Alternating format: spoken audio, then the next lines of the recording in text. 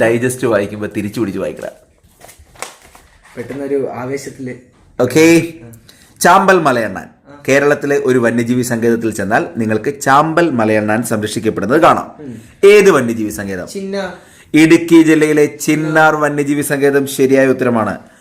മരത്തിന്റെ പേരിൽ അറിയപ്പെടുന്ന അതിമനോഹരമായ ഒരു വന്യജീവി സങ്കേതം കേരളത്തിലുണ്ട്.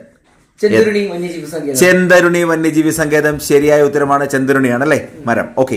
എന്നാൽ ഒരു സസ്യത്തിന്റെ സംരക്ഷണത്തിനായിട്ട് തന്നെയുള്ള ഒരു വന്യജീവി സങ്കേതമുണ്ട്, ഇടുക്കിയിലാണ്. നീലക്കുറിഞ്ഞിക്ക് വേണ്ടി കുറിഞ്ഞിമല വന്യജീവി സങ്കേതത്തിന്റെ പ്രത്യേകത നീലക്കുറിഞ്ഞിക്ക് വേണ്ടിയിട്ടാണ്. നീലക്കുറിഞ്ഞിയുടെ പ്രത്യേകത എന്താ? അത് 12 മാസത്തിൽ ഒരിക്കൽ മാത്രമേ പൂക്കുകയുള്ളൂ. 12 മാസവും 12 വർഷം. 12 വർഷത്തിൽ ഒരിക്കൽ മാത്രമാണ് നീലക്കുറിഞ്ഞി. ഓക്കെ. Bakers estate. കുമരകം പക്ഷി സങ്കേതം പണ്ട് ബേക്കർ സാഹിബിന്റേതായിരുന്നു. അതുകൊണ്ടാണ് അതിനെ ബേക്കേഴ്സ് എസ്റ്റേറ്റ് എന്ന് വിളിക്കുന്നത്. ബേക്കേഴ്സ് എസ്റ്റേറ്റ് എന്ന് വിളിക്കപ്പെടുന്ന പക്ഷി സങ്കേതം കുമരകം പക്ഷി സങ്കേതം ശരിയായ ഉത്തരമാണ്. മലബാർ ബൊട്ടാണിക്കൽ ഗാർഡൻ മലപ്പുറം ജില്ലയിലാണ് അതിന്റെ ഹെഡ് ക്വാർട്ടേഴ്സ്, അല്ലെങ്കിൽ മലപ്പുറം ജില്ലയിലാണ്. എവിടെ? സ്ഥലപ്പേര്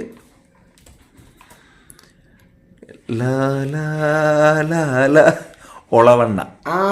മലപ്പുറം ജില്ലയിലെ ഒളവണ്ണയിലാണ്. ഓർത്തു വെക്കുക. കൊട്ടിയൂർ വന്യജീവി സങ്കേതം ഏത് ജില്ലയിലായിരിക്കും? കണ്ണൂർ. വളരെ പ്രശസ്തമായ കൊട്ടിയൂർ ക്ഷേത്രമൊക്കെ ഉള്ളതാണ്. കണ്ണൂർ തന്നെയാണ് ശരിയായ ഉത്തരം. കേരളത്തിൽ ഒരുപാട് പക്ഷി സങ്കേതങ്ങളുണ്ട്, പക്ഷെ ഒന്നിന് മാത്രം ഒരെണ്ണത്തിന് മാത്രമാണ് സലീം അലി പക്ഷി സങ്കേതം എന്ന് പേരുള്ളത്. താങ്കൾക്ക് അതിന്റെ ഉത്തരം അറിയുമോ? അറിയാം. ഏതാണ്? തട്ടേക്കാട് പക്ഷി സങ്കേതം. തട്ടേക്കാട് പക്ഷി സങ്കേതം എറണാകുളം ജില്ലയിലെ തട്ടേക്കാട് പക്ഷി സങ്കേതത്തിനാണ് ശരിയായ ഉത്തരമാണ്. എങ്കിലും ഒരൊറ്റ ചോദ്യം കൂടി. അങ്ങ് ദൂരെ ദൂരെ ദൂരെ കേരളത്തിന്റെ തെക്കേ അറ്റത്ത് നിലവിലുള്ള വന്യജീവി സങ്കേതം